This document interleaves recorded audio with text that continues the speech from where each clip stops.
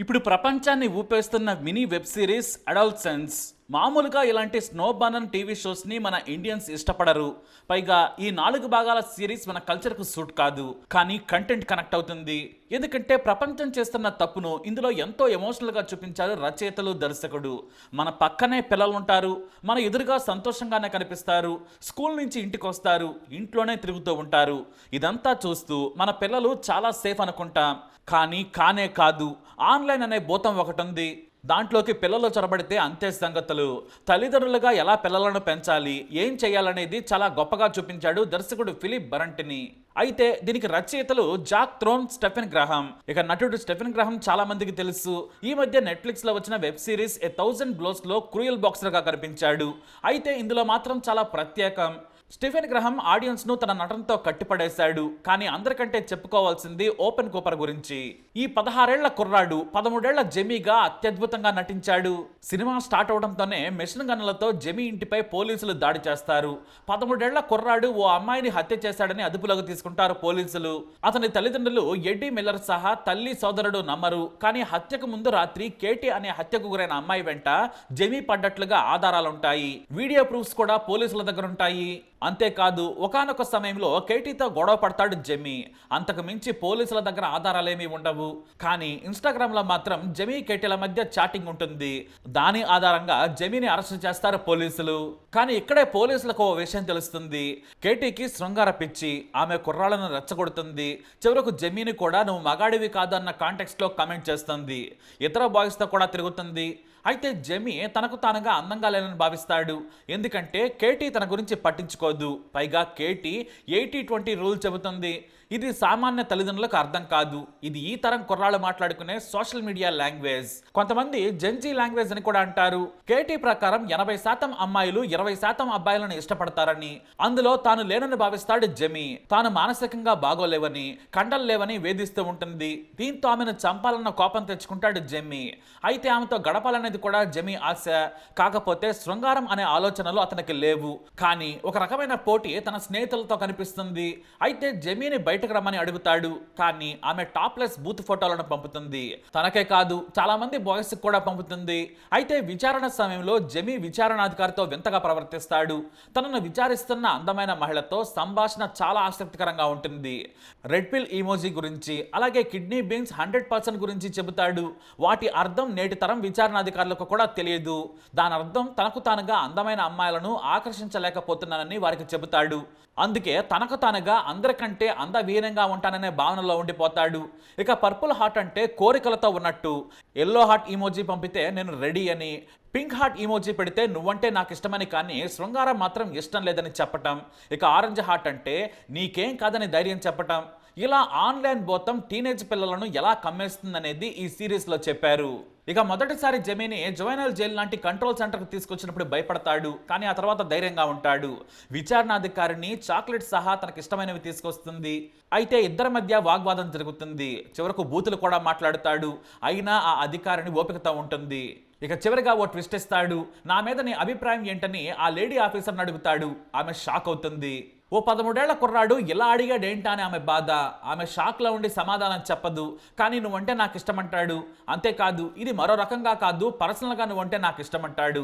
ఆ తర్వాత బలవంతంగా మరో పోలీస్ గట్టిగా అరుస్తున్న జెమీని తీసుకెళ్తాడు. కానీ ఆమె ఏడుస్తుంది. ఎందుకంటే జెమీ మానసిక ప్రవర్తన సరిగా లేదని. ఆ మాట అన్నందుకు కూడా ఆమె మీద అరుస్తాడు. చివరిలో ఐ లైక్ యూ అనడంతో సోషల్ మీడియా ఆ కుర్రాడిని మొత్తం నాశనం చేస్తుందని గ్రహిస్తుంది. ఇక జెమీ తల్లిదండ్రులు తమ కొడుకు డిటెన్షన్ సెంటర్లో ఉండడంతో తట్టుకోలేకపోతారు. కోర్టులో నేరం అంగీకరిస్తానని చెబుతాడు జెమీ. అంతేకాదు, పదే పదే తన తండ్రికి క్షమాపణలు చెబుతూ ఉంటాడు. దీంతో తండ్రి మనసు కకావికలమవుతుంది. వాస్తవానికి ఇక్కడ మనం మాట్లాడుకోవాల్సింది జెమీ గురించి కాదు, మన పిల్లల గురించి. 13 ఏళ్ల కుర్రాడు ఫోన్లో బూత్ సినిమాలు చూస్తాడని అస్సలు ఊహించలేదు. తన తండ్రి చిన్నప్పుడు ఎంతో దారుణంగా హింసించాడు. కానీ ఈ తండ్రి మాత్రం, అంటే ఎడ్డీ, తన పిల్లలను ఎంతో ప్రేమగా చూసుకుంటాడు. తన పక్కనే ఉన్న కొడుకు ఇలా జైలుకి వెళ్లే పరిస్థితి వస్తుందని ఊహించలేదు. ఎందుకంటే బయట ప్రపంచం కంటే ఇన్స్టా అనే ఆన్లైన్ ప్రపంచం చాలా డేంజర్ అని గుర్తించలేకపోతాడు తండ్రి. ఇక కొడుకు జైల్లో ఉన్నా, వీరు బయట ఉన్నా సమాజం తమను హీనంగా చూస్తూ ఉండడంతో జెమీ ఫ్యామిలీ బయట ఉన్న ఉన్నా కూడా జైల్లో ఉన్నట్లుగానే ఉంటుంది. దీంతో ఆ కుటుంబం మొత్తం మానసికంగా సమాజంలో ఇమడలేక ఇబ్బంది పడుతూ ఉంటుంది. మొత్తానికి ఇది కథ. ఇప్పుడు ఈ మినీ సిరీస్ ప్రపంచవ్యాప్తంగా నెంబర్ 1 ర్యాంక్ లో ఉంది. చివరకు మన దేశంలో కూడా అందరినీ ఆశ్చర్యపరుస్తూ ఉంది. అయితే ఇది అందరూ చూడొచ్చా అంటే తల్లిదండ్రులు తప్పక చూడాల్సిన వెబ్ సిరీస్. పిల్లలు చూడకూడదు. అలానే పెద్ద ఇంట్రెస్టింగ్ గా సినిమాటిక్ స్టైల్లో ఏమీ ఉండదు. కథలా సాగుతూ ఉంటుంది. ఇక ఇందులో కెమెరా మాత్రం క్యారెక్టర్ల వెంటే నడుస్తూ ఉంటుంది. సీన్ అయిపోయే వరకు ఒకే షాట్ లో తీసినట్లుంటుంది. అందరూ న్యాచురల్ గా నటించారు. కానీ తల్లిదండ్రులకు మాత్రం ఈ సిరీస్ ఓ లెసన్. పిల్లలను ఓ కంట కనిపెట్టాలి. ఫోన్ ఇవ్వకూడదు.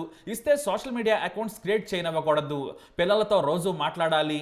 ఏమైనా ఇబ్బందులు ఉన్నాయా, ఎవరైనా ఇబ్బంది పెడుతున్నారా అని టీనేజ్ అబ్బాయిలు అమ్మాయిలున్న తల్లిదండ్రులను అడగాలి. వారి ప్రవర్తనను గమనించాలి. చిన్న వయసులోనే శృంగారానికి అట్రాక్ట్ కాకుండా చూడాలి. ఎందుకంటే వయసు అలాంటిది. నిత్యం గమనించాలి. ఎందుకంటే ఈ సోషల్ మీడియా బూత్ కల్చర్కు టీనేజ్ పిల్లలు బలి కావచ్చు. నేరం చేయకపోయినా మానసికంగా కుంగిపోవచ్చు. ఇక కండలుంటేనే మగాడని, అందంగా ఉంటేనే గౌరవం అనే ఆలోచన రానివ్వకూడదు. చెడు స్నేహం కంటే ఆన్లైన్ ఎడిక్షన్ చాలా ప్రమాదకరం. కాబట్టి ఓ కన్నేసి ఉంచాలి, జాగ్రత్తగా చూసుకోవాలి అని ఈ మినీ వెబ్ సిరీస్ చెబుతోంది. ఇక సినిమా పరంగా మాట్లాడుకుంటే ఇది చాలా బోరింగ్ మినీ సిరీస్. యాక్టింగ్ మాత్రం అందరూ ఇరగదీశారు. మరీ ముఖ్యంగా కుర్రాడు ఓవెన్ కూపర్, అలాగే తండ్రి పాత్రలో కనిపించిన స్టీఫెన్ గ్రాహం, అధికారినిగా క్రిస్టియన్ ఇలా తమ నటనతో ఆకట్టుకున్నారు. ఇక సరిగ్గా చెప్పాలంటే ఇది మన కల్చర్ కు సూట్ కాదు. రిచ్ ఫ్యామిలీస్ మాత్రం దీన్ని చూడాల్సిందే. పిల్లలకు ఎట్టి పరిస్థితుల్లో దీన్ని చూపించకూడదు. ఇది ఒక బూత్ క్రైమ్ సిరీస్. క్రైమ్ ఉండదు కానీ చేసిన నేరాన్ని చాలా బాగా నేరేట్ చేశారు. ఇక హత్య చేశాడో లేదో ఆధారాలు లేకున్నా హత్య చేసినట్లుగానే భావించి ఆ కుర్రాడిని విచారణ చేస్తారు.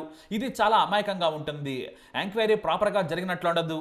పైగా టీనేజ్ కుర్రాలను యూకేలో ఎలా హ్యాండిల్ చేస్తారని షాక్ అవుతారు. మన దగ్గర టీనేజ్ పిల్లలు నేరాల్లో ఇరుక్కుంటే బాలలను చాలా జాగ్రత్తగా హ్యాండిల్ చేస్తారు పోలీసులు. కానీ ఈ సిరీస్ లో స్టూడెంట్స్ పట్ల చాలా రూడ్ గా బిహేవ్ చేసినట్లుంటుంది. అయితే హత్య కేసు విచారణ ఎంత చీప్ గా ఉండదు. మన దగ్గర ఒక్క రోజులో హంతకులను పట్టుకుంటారు. అయితే ఇక్కడ దర్శకుడు రచయితలు వీటిని పట్టించుకోలేదు. కేవలం మనకి ఆన్లైన్ అనే భయంకరమైన ప్రపంచం టీనేజ్ పిల్లలను ఎలా నాశనం చేస్తుందనేది ప్రత్యేకంగా చూపించాలనుకున్నారు. అంతేకాదు రచయిత నటుడు స్టీఫెన్ గ్రాహం ఓ నిజ జీవిత కథలోని ఇన్సెల్ అనే పదం పేపర్లో చదివి ఇన్స్పైర్ అయ్యి రాసిన కథ ఇది. మొత్తంగా నెట్ఫ్లిక్స్ లో చూస్తే తల్లిదండ్రులు ఒక రకమైన అంచనాకైతే వస్తారు. సినిమాటిక్ గా అయితే వేస్ట్ కానీ ఓ గట్టి సందేశాన్ని మాత్రం ఇచ్చింది. అదే అడల్ట్ సైన్స్. ఎందుకంటే ఎంపీ గౌరవ్ గొగోయ్ కూడా దీనిపై లోక్సభలో లేవనెత్తారు. టీనేజ్ పిల్లల మెంటల్ హెల్త్ పై చర్చించాలని, ఆన్లైన్ మీద సోషల్ మీడియా మీద కంట్రోల్ పెట్టాలని సభలో తెలియజేశారు. ఎక్కడే కాదు ప్రపంచవ్యాప్తంగా కూడా ఇది ఒక ఉద్యమంలా మారిందనడంలో సందేహమే లేదు. చిన్న వెబ్ సిరీస్ కానీ ఇంపాక్ట్ మాత్రం వరల్డ్ వైడ్ గా ఉంది. మీరు కూడా ఒకసారి చూడండి మీ పిల్లల కోసం. మరి ఈ సిరీస్ చూసిన వాళ్ళు తప్పకుండా కమెంట్ ద్వారా మీ అభిప్రాయాన్ని తెలియజేయండి. వీడియో అప్డేట్స్ కోసం మై ఛానల్ ఫాలో అవ్వండి. తప్పకుండా సబ్స్క్రైబ్ చేసుకోండి.